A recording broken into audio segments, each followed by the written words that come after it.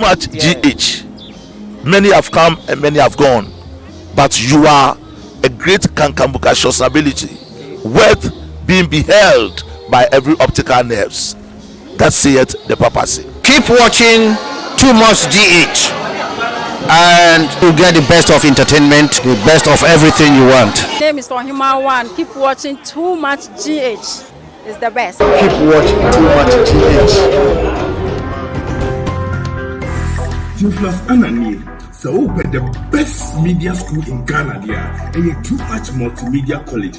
If we say about equipment, apapa, a chair for our quadrant awardisium, any air conditioned room there, about media law, advertising, camera handling, and marketing there.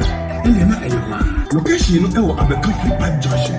For number ne was you, no one cast a fret. No more beyond that one, I'm moving as a from one cast a fret. Anan, the Doubting Thomas, may come for a year, Nana for Spiritual and Herbal Center, Eddie Amount. At the culture may come for us a video be a home or what's anything. A year one time, some because a Drobian Cadem, yes, a Drobian Cadem. What the way I remember for us with me and say arena out here, we catch no say, there's a Yarisen Ghana, there's a Habai, a Yarisen. Nana for Spiritual and Herbal Center. See. Akawa shonko enkoma wa wo hwe me sabre e wo Too Much GH so na ebre a asun na chese mo amonim se eye ensem a ekoso na chese ye de eba abeso mo mejimadwa na mo amonim credit bi ba ensem ne de eba nso nko ade a wo se ye nkan ne pense mu de ye ne gisem awre ho sem afutu sem eni ebiemo ensoso no de ebeboa wo man no enyina no nyina aha na ye de ebeba ababa beso mo se de be ya so wetimi akire wadwen de afa ehun na enene da edikan na wo hwe eye fide won subscribe to your channel na ye efa emayem wo ye wi a na je se eye adoma no notification bell no we mia eso se de be nya upload video bi anu won sa etimi akabi e wo phone o laptop and asa o tablet eso na wa share de ama afoforo enso de ama betimi so follow yem e wo your IG page and your Twitter page eso Too Much GH _ Facebook and so Too Much GH na your boy de ewra ensem no emu eno ene da ye da esore ya te se ensem a enenam enframamu na ababeto eye yapono eso ame ne wo kasa sabre yi eye se yankasa yenua ba ye nana ama Mcbrown ai yenua ba mu amunim ni dwumadi a wodi no wo memo eba ne sinitwa wo ya de ye wo tisinitwa se robe e no wono mu a wode be ma na che se yenua ba ya na ye mame wo be popo ni ti ana se wo be ya ma aka se o ha de wa anye ni ye wo ye eye ade ana so wo bone homodin e wo bibia emu na ebra wo ba eye into the limelight na ase e de na che se busua wo benya wo don krofo pe na asem enumu ma obenya eye links connections edidimu ma che se programs ahodo bi na che se wo handle ama na say intem wo kokopie mo e wo UTV a despite media dia na che se eho wa say bebia enenya dru memenda nipa enebo pu eba ese wo mo eba aba behwe eye ye mami enam ye ekwan wo faso eye ne nyoma ene odo a wo mo ewo ede ema no enti eye ni United Showbiz edie obi ene wonu ma wo ko edi eja ewo no ene se mami ya anje adwa na wo bi foforo ba na ekame akoye se wo mo ebusa ena na mama Mcbrown wen ena wo wen na ekame akoye se for some months now nie no ye nua ba na ye mami enya de se yehunu ewo ye UTV anase ni show United Showbiz no eso eno be hu na ye de yeah gospel artist abetina so na wa be hosti eye program no we be hu na ye de actor abetina so na wa hosti ye de nkofo bebre ababa abetina so ye hu no eye Joyce Blessing afia wodo abeku Santana mo John Dumelo mo chese nkofo dodo na Empress Gifty eno wo mom keka hu wo bia aba bedi ni dwuma se ne esem na efata na nam so me bi no mo eka se ase ya pamo no e de afre dwuma mu ye yi na di de afre won no ne allegations na rumors na ebobo ede ebinum susu se ye ya pamo no ebinum susu wo yare ebinum susu se ntina che se de ensem no kono na wo mo dwen ho a wo mo ntia se ede ne beba se Yebema eye na mama Mcbrown obi a wa host eye programming for months years ni na just say one all of a sudden ye be yini dey free one na ye dey nkofom ebeba na ne bi no mo susu ye e kire wo madwema ye hu say oh adwuma ne dey wota ye san na ehu hia sa wo beje eye wa home wo bekwa ahomgie mu ne won kro ne benti e bia na just oni ne kunum e ko holidays enu nti na e bia wo ma ye no ne nsem a just bebe toto abonti anaga na form speculate rumors na just wo mo e kan eye eho ensem na enne ye nkonko Daniel sorry na just ye hu de e koso am de abeto eye ya apono esu echema it is a legend say de enti aye na mama Mcbrown ye hu no on TV show Mcbrown's Kitchen ne de keka hu United Showbiz ni de wuwo mu ni nyina na just ye nua bayi ye mami wakakopie mu Canada no wakoya na this time around the welcoming name and I say a new baby boy or girl am confirm me yes or your ba say ye be ma say yin say na yes wa wo no say yampa but rumors are aba beto edwa no eno say eye will deliver and the second child aba beto eye abonten ne eche say akwada yi wo na say de no ho fe esi etie na so enya de say ye mamim watimi de eho emfoni ana say bibisa aba beto dwa na mbeka ya ebre di kan ya ye hu say eye baby magazine ye ba wo no okrampo no na no na che say rumors koso ebinum say oh nyin say we de enya ono a enye say ebinum say oh we enya ono ne kra no ehon kro ne ba ma che say wo ba bontin ebebe chirechire mu ema no krampo ye papa defo yan honorable Kennedy akompre kon ohine Japan ode na ade asem be mem ye papa won kwaso wo ba bonten kra bebe ka asem bra je se na mama Mcbrown de ne ba no no ne nipa wodi kan am wo hu eye akwada no a je se wo je no krampo wo ne nsam a wo kra no ne won kro ne ba na je se ono ne eye living testimony de masa ampam na nama ene ye de enu ankasa na kokko eye ne ba no de eba ya je se die akoye ni munyamhye akoye chese wo sebo adodo na ani age eye wo ho se ampa kwan bi wo ho no mu a esi na se nyame ebia oboa wakwansifo no wo mo be hihya so obedwiri de egu na chese abusua de bo a ekoso wo aba fonten tan so anigi a ekoso ne chese hurusi a ekoso no enyina no na ni nyina wo mo ebo a na chese wo mo bom edi ye mame na ama Mcbrown echi nanso ebi no mo de wa wonim se efiefo de ya na ebi mpa de pa enigi eba no na chese ebi so counter na wo mo de fa ho no wo mo de esi wo na de animu nyina wo mo kan de afa na nsa no de dodo na so ba bepemu a enem ye be pense mu na enu nti menche ho no mo ma me kwan na mabedwafo no menda wo mo adi emfa enche mo se ne esem na efata na yemfa yenkoma twetwe no enhyehyɛ eye eso enu nti ye Empress Ann ewa hanumu ese na director Ben Bruce onu so aginedwa ewa hanumu aya no pamuhu no awia yi na anwumre so wosimu ebi so abobo tindoti ai wonko no bi aba onango kaya waso na okay onango kaya oh waso na okay me dey make come director ho asem okay suspension o sao na asem nim some de make dey okay yanko ati okay Empress me na kwaba Yeah, yeah. bibi aboko je Oba de na do bibi aboko. ye da Kristo ase director ye besa ma wakwa baby mu yeah bibi aboko na de ne ekosen de no oh mani age oni age enwere mani age sao anapa na maboto ba enwere mani age na ewia ye bo na nse kra de ya na adwen ho anti ase o ewia no se chese nyakopon ho sao because o Tēars me fifre to na mo amaka oh adwuma de salad yo Empress Yes, yeah. and so much as abeto yap no eso just dodo na ebo hu ose and say yeah mame na mama Mcbrown wasa welcome eye ne second born Wow. na ensan beto dwa no migidi ye se wate na wote ye ne sen na usi efa Akua mega wase na mada eye too much ahwefo nyina se de bia waje bre na omo ehwe yen papa e wa fidi kese eso na ade ba ko ene se akua se oba kwaware na nyame ya tom na se awo koba eye ni jesronko papa eye nana mama Brown me ti se wase anya second born in fact many age papa e de amano esan se ye hwe eye nana ma ne life story a olive on the social media and wa be ye celebrity obi a bloggers for penasamaka and some draw for penasamaka and ye say eyi nana ma ho asam kra timi nyane awufu anka by this time awufu enyane wate ase fu asase so nya asam ketwa amafo so a wo ma fa ne say omuro model so aye ready a nyina wo tie how far ma mene life esi efa echo na nyina nim say nana mama Brown wanyinyi pa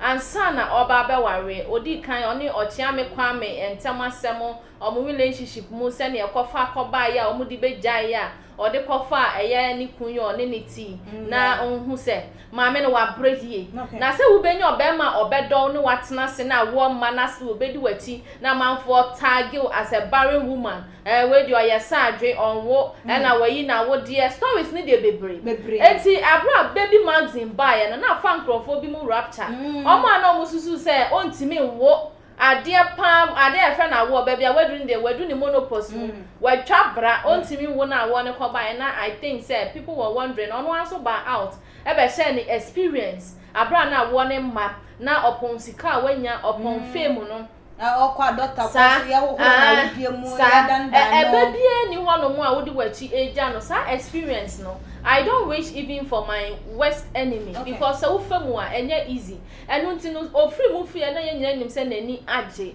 na second one aba nyame kire se atamfu nye nyame wate ase sanso na eye atamfu a wotan yen no wo mo bi abusua wonya asona ni ana se yogoni sanka san wote anka nipa bi ankoso nyankopon adan nadi akire ama ye nyina ye hu se eche nenso no enya dia sanso na eche a emu ye enti we no enya enisuade hu ana se enya sua de mfa ma oba bi a ote aware ase na wontimi mba na ensel mo tag no bonse na ni kunkura na obi akowo na ode ba befie na ye ensem buburuja wanya na wo oba no ye aka wano aduro no wagu wei ama ye hu se wo twen na wo twen wo mripamu a wo mra so anyame ebe hye ne ho anyonyam enu nti no se nana mama Brown ye nti ninkan yam pass wa wo and second born dia na ye ma no a very big congratulations pa se nyame ahye ne ho anyonyam the second time ama wiase nyina ehu se osum nyame a ote ase Empress ye beda wase director members yeah sharp ya mama nana mama Brown mi amigidi ye se oyobi a wota hwe no na ye ne na wo mu se de ensem ebobode ban na enne ababato abonten se ne second born so aba out no sign na enigye no ekọ ede ema wo me de me ti asem no about 2 hours ago and many age but de bia me say nyame ye nyame nyame bekoso ye nyame de bia obe nyame because sometimes no ye pese ye ade in our time but bisa say is it God's time because in your time no e bi kwa ba won't me hwe so wow but African ye won na Ghana my main state on record ene mema bebrenu ba ye de shema no mema bebrenu a fact mema bebrenu ba wo say ye culture and ye norms ni ntino na ye de ahye e ma no 2 your friend is saying marriage is not about age. Marriage is about understanding. Because sabi ubetimi akware o age group ba aware no engina ubetimi akware obi a wanyisi wana wanyisi no aware begina se sabi mi oba na makware obi a your friend say medicine na I need to respect the man because he is a man. What in the American say? And the man also needs to respect me. Respect is what mutual. Semi respect. Now who respect me? It will hold. The same way no me don't now also no me and hold it. It's we're breaking rules, baby. We're breaking one. The notion is say Bema and the lower like when you say Bema our ending we're breaking side because they've been married for long. Yeah. Like for class said the marriage won't even last for a year. But I lasted my allegedly Columbia. Yeah, say. Number 2, we're breaking say it doesn't matter the position of the woman. Okay. You can still marry whoever you want to marry and keep your home. Okay. You see, what Nanama is doing is this. Odu fear, or yeah, your friend is saying, or yeah, wife. Yeah. Odu abontia, or yeah, nejuma. Yeah. What a man may bring and say, especially those the corporate women, no. Near tomorrow, our regular bring mammy catcher and Okay. Baby, especially the security services too. Omo do majuma ni kofi. No matter how high you will go, your husband is your husband. Sabe, mate, me dase, me paucho. And your 3 key words are oba unia wa warrior bed day. I'm telling you. Okay. And a man be brain because of their position and their status in life. Omuni sadia no. Okay. Why you bear money boni po no person bear money cry e be party show. But sabe wa che say ahobrase ehunya because with all nyame call so na kofo ka na guy we there wo bense na he what she's too fair. And then nkunimdia ne there a lesson for all of us say you share the bigger price. The bigger price meaning say you have an aim. Me perceive worry na year. And TC ne kofo ba be kana and show be asane fan sawasa. This is what you believe in now. Pursue it. It will go well. It will go well. Everest, you share a year celebrities now. Woma our real said the nyoma esi ekwa. Didn't na ya na dodo na susu say yeah celebrities no woma wade de bia omo pe anase womo dwen say issues ewo eye emu. Okay, I won't say no celebrity ya na time factor no. Say who attend unya ebre. Okay. Untimi enye ebre ni year ubetimi dia hwe ofie and then the people who are also following you any adwuma wo ye no. But ni nyina mu no say wo ye wo check and balances wo ubetimi arane ni nyina unless say unya wolen say obeye ama ni nyina aye fair. Okay. In a celebrity life no ewo ho sansuna as oba anase bema wa ware no so ewo ho enti wo se utimi keep u home ansa na wo job no e normally ti say obi ye banker what you see na banking na wo ye meti ase me ye ejuma ejuma me ye masan aware enti na wo se metimi keep me home any majuma se me ntimi ada the best I choose one of it. Okay. What you see but utimi nka se obetna ware ase abra wonya ejuma ene se na economy na ye no sa housewife ni ye twam anka eye first lady ni second lady nkomo nya dwuma we try say oba eni kwansa wotena fie wo say oye bibi enti aside that no obefie a e wo say de be ma na ni die bia se ne se e de fata no afen so oba bia wo na sade e wo efie a e wo say wo ye wo niam nyina ya obetimi akipu ho ma oni wukun enya problem but ebi mu wo ho no mo a omama eye what gives them money no busa sa ensem we brebi ya mame nana ya brefo ensem betu just say ne marriage antimi engina na wari bi antimi engina ne egina na adwuma den eso oh na say kamera kwa say when you become a public figure udwuma no eteke wo anase etwe wo di free wa wari ho it doesn't but ade ba ko no say wo koyo oba eno na ye problem na de ba no say wanya bema ote wase a the issue beba ebia na wo no oye nsentro onipa na wo ware no onye into the media oye sofo ana say bia oye different personal what you say until wadwuma na se bebre na ono so ye the type oye jealous ka ho look at nsentro wo call out one amanfo twa pictures ni ade hwe eye match ya Ghana ni Nigeria kwabo the kind of videos so mo ye de ba out ni ade se wukun ni nti wadwuma na se a eno na problem no e wo no de bia he has something to complain about but sort ase na so hu se wadwuma no wey na adwuma no e twere na ma ne ya we no ni de e wo so de ma ni fie no o de ni ma no wo be fie ama ye pompous o ma ye boss se wo pie ti se na Mcbrown okwabonte everybody is praising her on penifo kra budget ne so amanfo twa ni puseni ade but so be fie e wo so hu se ma be fie ma ba mi kun fie se bi be ma wati sika koye me ho ade o de san ni die ne respect na mami ama say no mi fame no abedi mu yenhwe yen celebrities a omo ware ye there is a question mark da bia ye come ho asema yenya bibi biem e kan nanso oh we do ya de pa o hwe se ne o ya o develop but nanso onya be ma bia e ma onware no onya be ma bia ene ne ntina adentia e bia na in a relationship no went me am branding ye e bi wo ho no ma o ma ware but o ma jai adentia one checking ni hunye one for the time no anya juma and wa ma juma no akodi nanimo nentia eya yen enipa bebe ni adwen say nipa so mesi de na warwe entimi enkon kan ti say na na Mcbrown kwa warwe one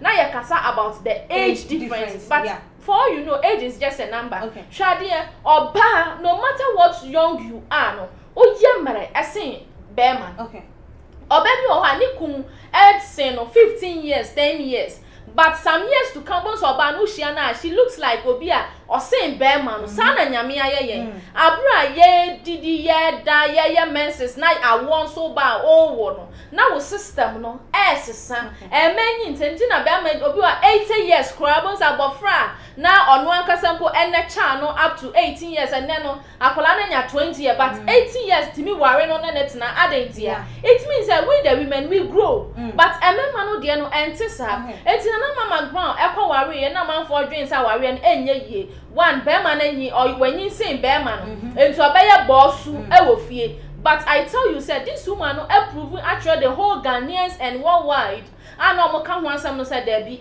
ejuma na me ye but me be fia eni die bia wosam ade ba ko no so boa ne se akua ya na gina ntete ye so obi wo ho efie na wo firim no ya ntete ni ye ne maami ankasa mfo buo ma ne papa enti ne maami hu se be ma na aware ne one ne maami kasa at anyhow abofra ne nyin no na sa asu no odan na di nipa bebre na o ma ware na gija oba waware ase o mra ne ho ase eye ne ohun ye experiences a wa famu ne maami ne papa o ma sitena mu na etesen na obuo no ewo ho eni die no ewo ho maami hu se ni kun no ne kasa so what you say okwa adwuma na oba etisen obi a teacher ni no akwaware nurse ni teacher ni akwaware nurse ni a nurse ni hu ni say na adwuma a wo ye no esombo esen eye teacher ni but so brand ho asa omutimi live in harmony a obi a enti wo masem enti ye so called celebrities no I think say it's high time omudi way eye suade we have a lot of people omwo media no mu a omo so amaye den omaware but aware na omaware no omaware amene oba na gweja be ma no ho be ma no so gweja oba no hwe yen president a wewu ko eye Rollins a okwi sa ne yere ewo ho oni natena what you say utie enkola ni mpo life story they tell you say na omu nya much time and spending with omo daddy because of nejuma no but the little time a papa ni nya no o making good use of it am my friend who say omo woden papa bi ewo ho enti say we celebrate no aware a emfa wadwuma no na ntrusu na njai hukun wo ho obi bedi na ma o house girl ebedi hukun ama who said the man also have a need I know so what's a what any to sabe mane baba da so a ma meye bossu and try time a person no woda makwa adwuma makwa set makwa bre makwa twasene sesi na me free office ba enti din hu se ukun ni so hu hia unti na wo de kawa no e de share won sa no what you say se wo hu sa ne mani nyina na se uyi adwuma no si ho eja ukun a ukun no beja wo aware na begu but o balance ni yie e ka se me kun ni ye madwuma ni sa ne mani nyina e wo se me ye ho adwuma but me kun die onu ni obi a mene ne fa adwen onu ni obi a be ma ne wo ho no ma wo je wa tini fie be ma no na no betina obi bi ha wadwuma no mu a atiti bi wo mu a na eya akansie being celebrating it's a challenge but so no ukun wo ho na se ukun no ne nkatrimu asem nka ho ha nche no ma ne nti wase you don't give him the respect a ohia na enye me bi kwachiwa be ma no ntimi nkancho se asem bi si a be ma no no ti atwire wo ho the only person if you are a celebrity or be can no cratural it's your partner omo hwe no because of say wa pe wasem obenya kakredi enti anya kura obe support obe push you say go ha but with your partner obe can no cratural say my dear baby awu ko dey you very careful I say asama ka wan kan ye I say wo chia nti nka be ya ye say he will tell you the truth or she will tell you the truth no wait me balance no dey obe kosa say the support with your partner no anywhere where would you say ta won nya hwe na na manam ho no say ni kun back ni support no asumdwe ni fear anka ye hu say ni ye hu anka obe ye basa confusion wo say nenye na na ma na den na dey say ni career no I talk thank you ya try a funny face Ekonya bia entwe depression chi. Yeah, baba no so. Ahunya. Odi atresa na one take unyama yi a. Enu sansem ni bi ni baabi akwa wie no because adwuma na nkasa na ma depression. Ana efie nso be ma depression aka ho sister. Ona ho na hu akakadu abekasa na ntwi na ma wo. Na wada me adna kokko. Serious. Nacho. Mr. Members. Yeah. Yen share a celebrity, one more lifestyle. Said the ayana, one more elevate a year, one more a life. No, ayana dodoana because of how one day woman sember to abontinity. Ebinu ni say bibia na was a woman ehunumu. So we be celebrity as a year ni follower na say wo open na say we ne fan no. Bibia na was a wuhunumu. Sena wari ensemu ni fie ensemu na adwuma ensemu bibia na wo se won soso no wo fa wo hunu enwewre mu nka say because of say oye wo fan nti ana say oye wo mentor nti wo pese wo hunu eye emu. You see the life of celebrity when you ma ben kakra a lonely life. Okay. Especially say who need partner very lonely. Okay. That's the fact. And nya wo kan no obi e follow na wo mentor na o pese o it say wo. Enti sometimes who say who share any private life. Okay. Or person who bibia because bibia excitement. To send ya nana ma yesene wa we allegedly. Because everybody is woman who said time when you thank you. Yeah. You see, sometimes no incorporate can because of the age difference now normal can and the things around the marriage now normal can. That's the main reason. But you see, as much as possible, say person for whom no. You also need to have a private life a bit. Okay. And yet, bibia na esa wutimi exposing no bia who say, oh, this is how I am. Sometimes I didn't know one man, nipa kura hu a and shedding crying. Okay. What do I say? But say na nama at her age, wow no, it's a joy to everybody. It's I say obia, you know, like happy to be part of it. But you see, let's check the life of a celebrity. Say they are very lonely people. Okay. In front of people, your fans, you receive all the praise. Okay. But who you now call them one? It's you alone. Me share Michael Jackson the interview be way back. Sometimes I'm not Tέars. Okay. I say sometimes we show now with all the people they be move or he cries in his room out of loneliness. Okay. It as much as possible. I say who said the life of celebrity is not all that flamboyant. Send you hey hey na or calling them on why na ordinary. It's as much as you are celebrating, you need to have what a faithful partner. Okay. Now, when you know the man has become the manager, which is also very vital. Okay. You see, manager and a woman say obey a manager and not a woman. There is a problem. So when you a artist and now whatever, nani the manager ye bema, there's a problem. Okay. You see, only in your problem, the manager is first to know. Say when you supervise or don't know who. Okay. Sometimes out of kasa bon komono, you become fan of each other. One way and you say sinesi. Okay. And nothing celebrity some baby aware good na so be second one see the manager now baby na the manager no so aware is there. Okay. It's as much as possible say the woman was white say of far guy no as well his manager.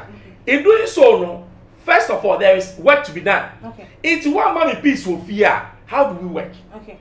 So the guy is supposed to what? Keep the peace in the house so that the peace can translate what? Into the work.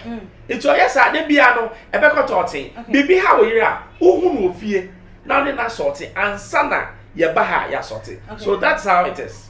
Everett, but dear Mr. Ben Bruce, can you say, oh, yeah, bear money and manager is a good thing. And for manager, one more year no more, mama, and let's go. And your madam, I'm a DNA crab.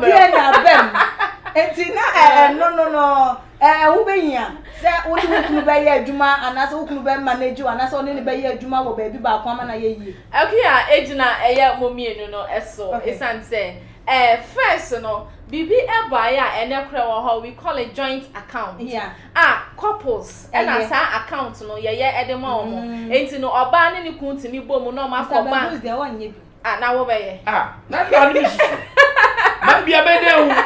Maybe I know. What you say? About first no. Not a lot of people. Yes, are joint account no. But as time goes on, a man for the story of it now. Send a man for kunkro for honey at the end, and then obia to the home. Obi am person obey joint account. Obama baka se misika doso. Obanso baka se misika doso. Enti no be to the home. Shadie. Okay. But still now no ebi ye. Adentia the trust is there. Samubeye bibi as couples na ebejina adekode na ebejina ejina mu mienu ne so. How are mu a certain things about how are mu communicating, how are mu relationship no ma relationship no aye. Samuma other people comes into your relationship and now say obi seeking advice from different person not the about relationship no more ejina mo so. Fine, obi am managing ne here ankosiaga yati ya no na ni kunu ewe nkrofo ewe chire eka ho e de ensem bebre aba to the sense of emofrakra enya memma eni ade but ebi mu nso aje o metimi akodu fa ejina mo so na mama Mcbrown ni kun e manage no enya so manage no na ama ware na agina okay na mom no omu mienu no ha wo mu sifa bond fa okay obetimi sa obetimi aware obi na one ne nkleke akuya nipa ne bo wakra na eye wahi nipa ne didi a na eye wahi oti aduane hu na sa unya ya na ka ya no yoni na kan ade na odidi basa sa ya ntafre ya nsasa ya nidi sa anything about man be ya o problem okay ade bi oba no be ya no o issue ho it means that the two of you are not meant for each other but situation bi e bia na ya finance e bia na ya hotre e bia na ya recommendation bi and unti most na ya na make say men pene when it comes to marriage men obi and recommend obi and farm ma sa between no and any hobby mu obi a we bia ni wajai yes and recommend obi and fani mobi e ya wan kasa kwafa ne kowo but and can sure obi say we dey beboa enti kwana kofa enu no unhu ni pani ye ba because of say Bruce ti hey na say o hu obi o say omi wadanfo obi me pasa me de ne ma wa ye na adwuma mu otaye me pasa me de ne ma na onye no edit na I'm making a point. No, mommy. Hey, me try so you can't give me one. What example na me set. Okay. What you say?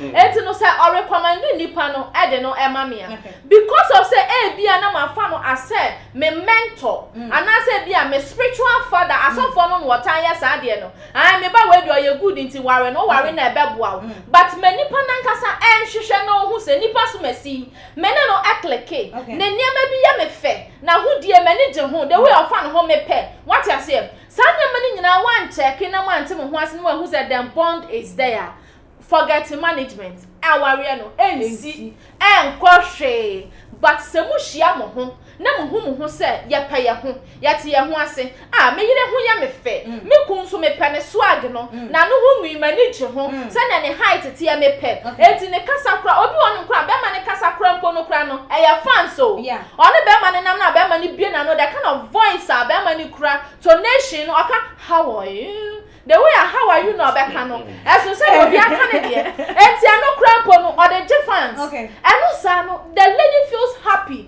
say baby obe expressing no ama man for said this is my husband this is my woman what I say thank you eno sa no o manage na o manage wa omre na wa wo mu iwoku na nkasa wa hu kind of person we ye onje uni ohu sa man for wo in the industry no say about be manage we dia ka ho entokwa jajajai contract ba be cancel contract ba obegbogu wa otu ohun say ase mi fe mi perform ase mi nya adwuma biem advert mi nya bi ntwa amanfo onfa adwuma mre me na adan o manager na cancel because wa hu say ba bia wo kọ no enya de onu nsu du ho na mostly no when some comments bia be ho forget it and so no share aya Mcbrown the life the kind of photo shoots near ya or yeah for adverts near there baby obe uni kunu wo and the guy is not jealous I don't know obi won ma or you jealous there but publicly no omo bi ehun say or you jealous but bibi won anko yi a indoors obe catch us so there say ni say there anya the anko yi but to ko share be ma bi ti so bi o te me nchen ha na ne kokko wo soro no miamia nkrofo kon bo so tra won say kamu no apia tie me sister o kike ni pamu na wa ya dia camera si usu aye twa no me example me mo bia di me ma ka so konfo bi se ko ai camera si usu aye twa no wa bedum camera no wa dundum light no wa twa akosha kam ye kofi sister when na be for contract bi obi am for contract bi enti wo se nipa na one na before no obe manage you no who say o trust nipa no oti wadwuma na se showbiz na wo mu a oti ase media no na wo mu a oti ase adwuma bi a wo ye seamstress wo ye hairdresser wo kun ni ti adwuma na se hu se enipa so many different kinds of people and omo ho ofe ese no omo swag na wo soro omo fashion no wonim ye wonim how to blend colors abema blending colors na sha no ba hu say yes akwa we dey material ne bonya dey but the way of blending ade no but udo bema ba ko pe wo mu a na obi abeye bia no sister wo hu kura ye ofe keke no waguani but kofi aka cho hu say this song dey mani ji hu nka ofa bia nka be den ebeboa na batimi aye ade no mana ye fe but antisa na se enya bon na so ye den obe manage sister mo be kwa ye DNA yo na mo kran ko kran be we don say ko work ben Bruce ani me fama that me fama mo be kwa ye DNA at the end of the day no oba ka cho say na owa hanu na mini hobby eno de wa mama nkobi woni nkrofo anko ana call ye enti dey na si ye be kirem no aba be tran say ye ye DNA test eno no na me bo wani so ede ma wo ene na so tro abam Mr. Bamboo yeah me nyambe ye celebrity and I say member into the limelight me wo me me personal life then na me be ye celebrity bia that personal life na I can't live it again just say me I be adopted to the me followers and my fans no epe. You see, you become a brand. Okay. If you may say celebrities are commodity or they don't know how to use what they have. Okay. That's the problem. Sebe say we a celebrity. Now ko jina koko bi nkura na water the following the will be twam na kofo jina koko no doso. In the name say koko na water is the best. Okay. Until you become an instant brand. Until na sawo manager na or an eye for business koko run ko jina ba ga masa medium de bia ba I say o my koko ni free because you be jina won kofo be jina ho no apas koko run de na ni to fam wo say no u be jina ho a kofo ba. So you become a brand. And now you see your life affects so many. Okay. They look up to you. It is sometimes no I don't know no one a negative bad. People will be disappointed in you. Okay. What I say? Sometimes no life now will lead your life becomes news. And then I say Nana Mcbrown wow second born. If Ayobia and can news. Okay. But Nana Mcbrown. What I say so that is news. And no ma obia person what is really happening. When say and no na most of the celebrities no one live fake life outside. No, you don't have to live fake life. The thing is that you need to live what we call a balanced life. When I talk about balanced life, now you have to know what is private and what is public. Okay. And you be na you private. You see, the reason why Nana's bed should be made public is that she's an inspiration to so many women who are suffering. Okay. And ma sebe ye catch up na when you say and now bema na ko ware no when you see and all that. She's what like a role model to all of them. Iti enemre obi atia os na ma edi say na wa wutu a and ya me so me say no me so ma wo. So she became like what a role model. That aspect of her is a good life which should be what made public. Okay. But there are some aspects that they are personal which is not good at. You can't make it public. And also, I don't make it public. It affects the people who are following you. Okay. It's not make I say you need to have a balanced life. There are things that you can make it private. There are things no. Empress, ye share a year Nana Mcbrown said a year on Ninukunu and Yoma AC Airco a year a woman no one and Coniba. And no Nama Ghana for the drona a binomo adjoin a won't tap.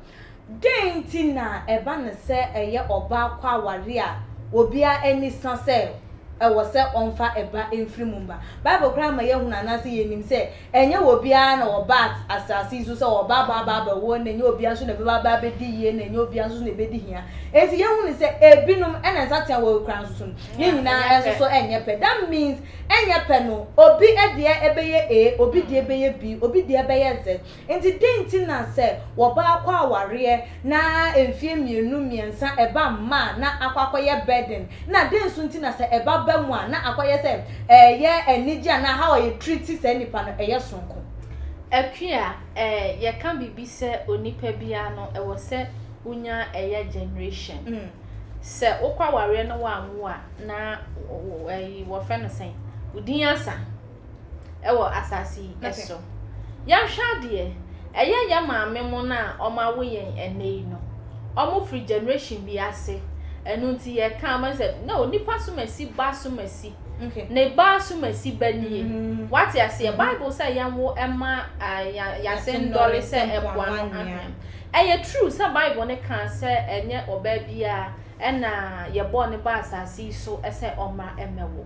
But so ba kwa ware na sa wo ne ba eye nyonyam hye ema ono oba no ene ni kun wo hu say now no omo so omo for me omo family. Enu nti we the Ghana for no yeah, no, I na ye who so baby, I only worry for the next thing we are expecting say also be for me one casa or family. And you know, say, what would Dina or building no? Wow, family now or building a big man, na ya man for worry. Okay. But one thing na na meka and say mostly no, I say ye near sisadi and so. Ama say obi kwa warie na ebano emma ya na obi wo honu mu na okana no adurawu. Obi wo honu ma na kofa ni tirim tete ya ye de man krofo bi mu ane ade odwen hu a wonte ase obi wo honu mu a ohu ni say ye pressure ane ade a wase asore ma adwuma a wugwom abusua ne ade e de be ma no akua obenunum dra na hwe ma bebre na ene wo kokolebu a omo kidney asai no most of them no eye awo adru fertility medicine. Omo fa one for the right channel. Or baby or her fine naturally but and then yamin so ma for any be to the extent say wo cry a bemwa. Okay. What I say? And your bank one ewo director can say be say most in ma baby na omo won ejina mema ne so but na yebu oba ne say oba no e na enwo. Se be bi wo ho na one ne yerete na wo ma misro ko ayaresa bia na kwhwe ho nsuom. Dai se na wu breme wo yere nkwan e bia na wo kwate no ejina so pa ya adwuma utimi wo che na nso no ensuo no we sabi wa he ya nto sabi we nso no na nsuo na efiri mu ban ahoɔden nim aba fam na check wadidie na doctor ma undro na nom na wo oba nso kɔhwɛ ho akua samukɔ na sa yasuo ade no problem bi enu ha beba na ohia mpai bo na hu se somufo ne som yenya bibi ha ya bayi a ya de wi nipa nam Ebia wutie me pa. Ye beya ye de wi nipa nam na ye de saya de no. Ye de kyekye nkrofo awo ekɔhye ankore ase. Obi wo hanu ma ba wo se me kwa brochire odu hanu ma ohu bi da. Ene ma okohu wo American airport no. Na chese otiatie mu say say this man is mad. Na ye send the next play mu dia besi Ghana. Enye hwe eye ni fi abai for won pa de pa. Obi wo ha awo no obewu bi pa. But asomufo na asom obi won so ayo no ankasa na de ya waye abortion osisu a be ma bi obefa ni bi aye cheso na onye register obeye eye committed na wa hwe ba no o koyi okay koyi ene mema ni bi kura num aduro de say omo ankasa omo spend na de ntina so ya be ma not maintain to me standing in for women. You also standing in for women and he's here mesro. He's here standing for men. What you say? And to buy me no. Only ready to be making family. Okay. What the Jumani and the no so I flex. On chusu baku wom. And to no say any ben na no say no. O se kwaya abortion won nya da. Enu to no abe fedro no they are killing insane. Okay. But in at the end of the day no who say one was say was spent. Nyame be wadum na wo be chusu baku an ne better na afi awo no. Emma no ba no wawu. Na wan kasa nim se hu so moa wana e produce spent no wa kele wo nyina dead condemned to grave wa say wo nyina enu tie kria mesre se eyade eye big problem so ba kwa ware na e ba maya akua wantintimu a anya asem bi abeto ni obi beko obedi awuwom one wase beko one wukun beko one osofo kra ebeko sofu preaching bia odu be preach wa Sunday sofu bompa bia o ya ne prayer topic a obe bompa ya dia ma but empire bi wona sofu boma wa na ya kuti abo na oya ya say somebody enu nie obi a enkenkan nipa so mesi aware 3 years nie afisi say na wawo afisi say no bi ehun say ni person so wa na ye krampo no awo na nya den ma so na nyinse no o ware wie na 6 months pe wo wa yes o say na tom onu asofo nso na ba ye fro na se eniema obehun ye ohun say onu ne dia nti sam no no aso akekere awo no wo wiem na o ma wo no so nya den emma yenya so cancel yenya akua asofo ni bia abaifo na yanka asofo ni bia abaifo awo kutia nkrofo aware wo san nkrofo aware asofo bi okro ba na ba ma ne ba ba wa no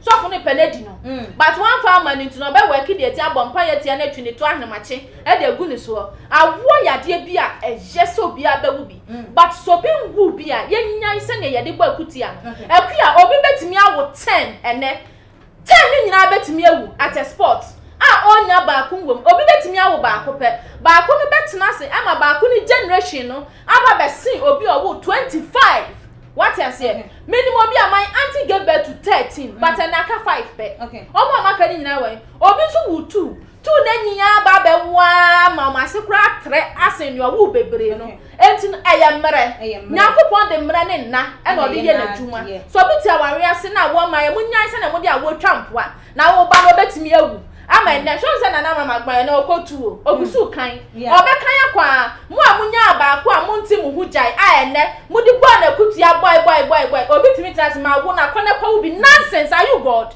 You are not God. I'm for won to obi mpoa. So what I say because obi kese oba no obeko obi betimi atoyale de ama oba oba unya fa so bi awo no so obeye burden to you etu so bi nya bia no abompa ya srem nyame se Oma ni bi no no so nya den enwo se wa nya bia I tell you ene orphanage wo ho kwadi bi na hwa obo na nyame be hyiraw e bia nyame kra nam so na wa ma wo so wanya bi but se wunya bia na wo ska na betimi ahwe bia me se okwohwe orphanage fo ni bi na fa gigi wani na jai Ghana fo ansem wutie Ghana fo ansem dia depression be chew obekun anu adurewu ana meboa Ose. That's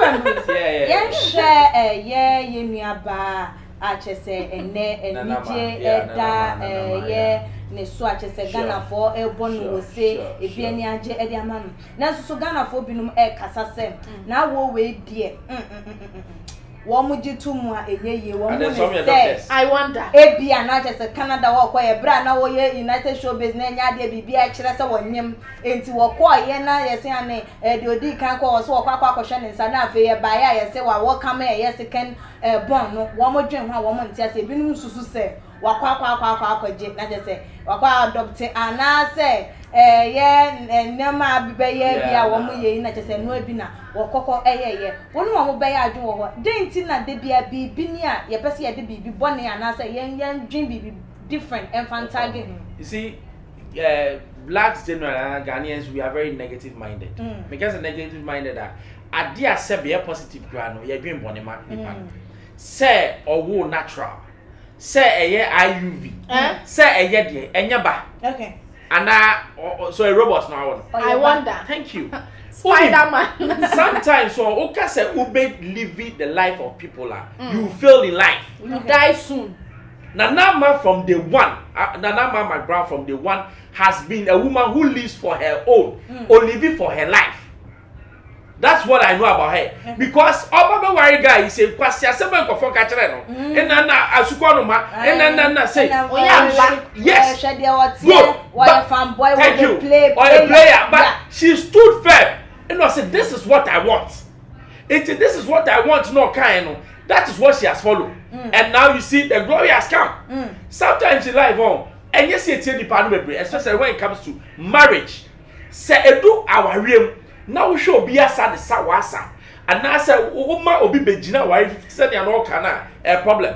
It's na ye baba warrior ye ma the Bible. Say e kire so akọ Bible nim. Enko nipa ho. What in American I say? It's no from the one. Why not be say whatever been? I know what I want. In life, if you know what you want, you fight for it. But now if we are no Ghana for in na wait enya assembly na esa uti. Okay.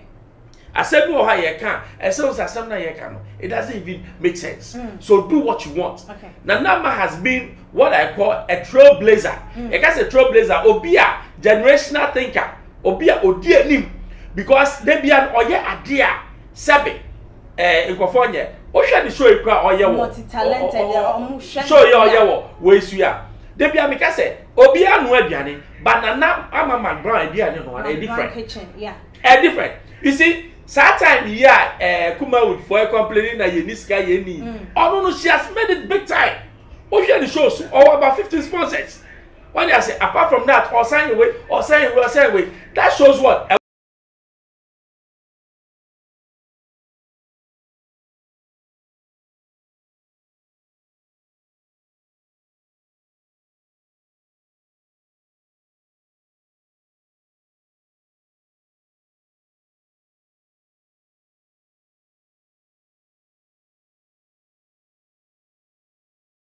America. Okay. A man should be a man. Who is a man? A man is somebody who thinks on his own. Bema bia said who to mean na won so. Na wonwen obi aka say anyo na hu sa de ne yamawa go for it. And ka say nipa akanti mejai. Na me ma me say. Na me ma me ba ne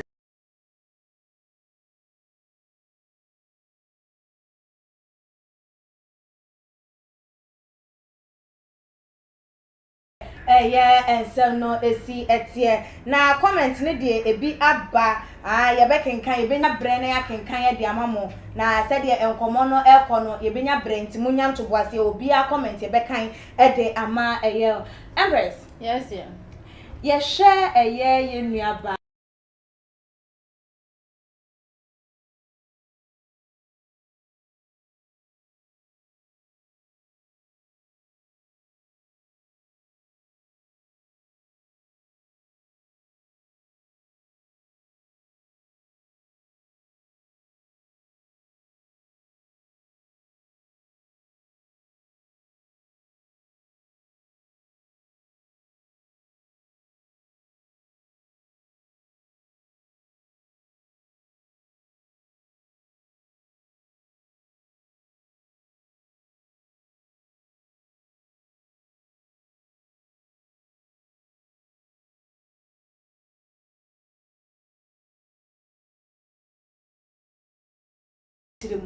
because first one cry chiremu krampo ni so nko for doubt nti second one ya nko for di kan doubt that day ehun be nya so be ba bon ti aza be chiremu say oh say na ko ye ne koko fa ha na sia because say ye baby magazine do be chiremu doctor form ohuro na ye na wodie mu ensia na won ko ne ba nu a won nom fa bibidro ho ne won ko ne benyina we ehun be nya so ba bon ti abe chiremu e kwan yo fa so e fa ye funu we na wo expect say na wo expect say na wo expect ehun be nya so de be ba aba be to bonten